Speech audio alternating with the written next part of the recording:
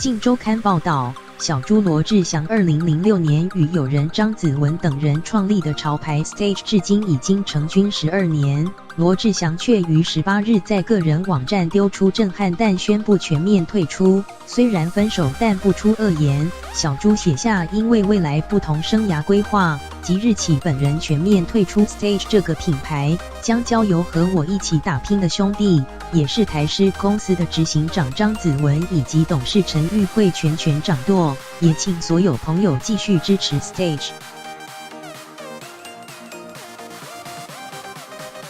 小猪退出的消息一出，震撼业界，少了罗天王这块活招牌，势必对销售跟曝光引起不少影响。也有网友挖出小猪日前在 IG 限时动态写下，似乎已经在为分手 Stage 预告，连身边工作人员也写下贪恶人总有一天会有报应的，加上小猪把原本 IG 账号 Sholo Stage 改成 Sholo， 断得干干净净。